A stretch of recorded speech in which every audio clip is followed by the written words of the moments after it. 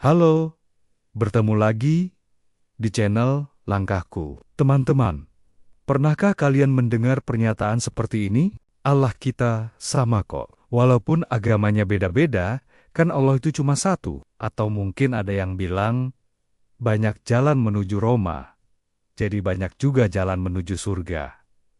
Pernah dengar kan? Nah, di video kali ini, kita akan coba membahas lebih dalam tentang pandangan ini. Apakah benar semua agama menyembah Allah yang sama dan semua jalan menuju ke surga? Pertanyaan ini sering sekali memicu perdebatan.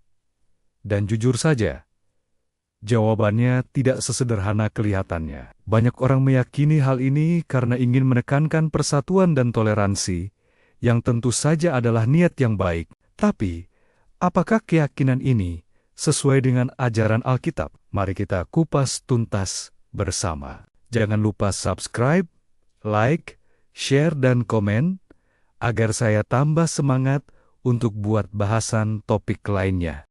Teman-teman, pernahkah terlintas di benak kita, jika Allah itu sama, mengapa Allah dalam Islam dan Alkitab terasa begitu berbeda?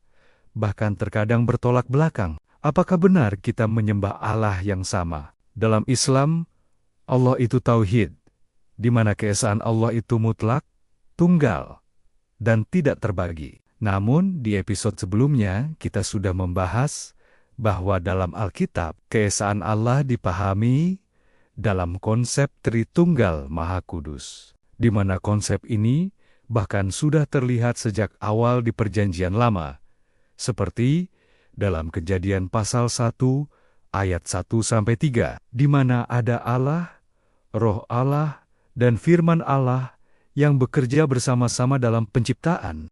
Di dalam Islam, Allah itu zat, tidak beranak dan tidak diperanakan. Namun, saat kita membuka Alkitab Perjanjian Lama, kita menemukan beberapa ayat yang menarik. Misalnya dalam tulisan Raja Daud di Mazmur 2 ayat 7, tertulis, "Ia dalam kurung Allah berkata kepadaku, Anakku engkau telah kuperanakan pada hari ini."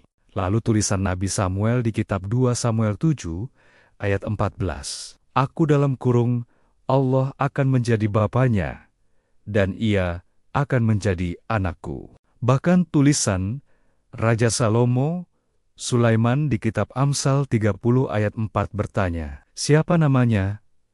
Dalam kurung Allah, dan siapa nama anak NYA dalam kurung Allah?" Saya menampilan ayat-ayat Perjanjian Lama, agar umat Muslim yang menonton tidak bisa membantah, bila dalam kitab orang Yahudi pun, Allahnya digambarkan berbeda dengan apa yang mereka klaim, dan tidak lagi berargumen mengkambing hitamkan Paulus yang merubah, karena sudah terbukti kitab terakhir Perjanjian Lama, yaitu kitab Maleakhi, selesai ditulis 400 tahun sebelum Paulus lahir, jadi mereka mau bantah pakai argumen apa lagi?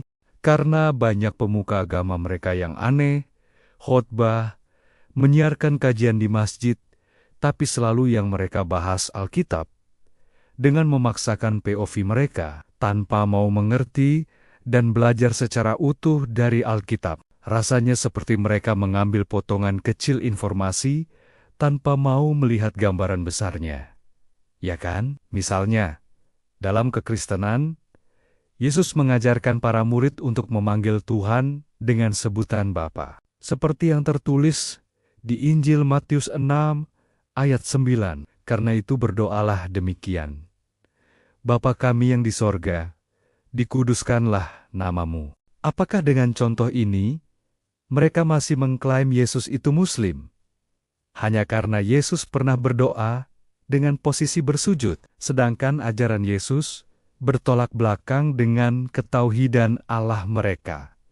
Lucu gak sih? Ditambah dalam Alkitab sering tertulis Roh Allah, sedangkan dalam Islam menolak keras Allah itu roh melainkan zat. Dari pemaparan ini, harusnya kalian sudah semakin paham bahwa Allah yang kita sembah tidak sama dengan Allah dalam Islam. Dan tentu saja, kita harus menghargai dan menghormati perbedaan ini. Sebetulnya masih ada perbedaan dasar dan mendalam yang akan saya jelaskan dalam video selanjutnya. Jadi, agar tidak terlewat, nyalakan loncengnya.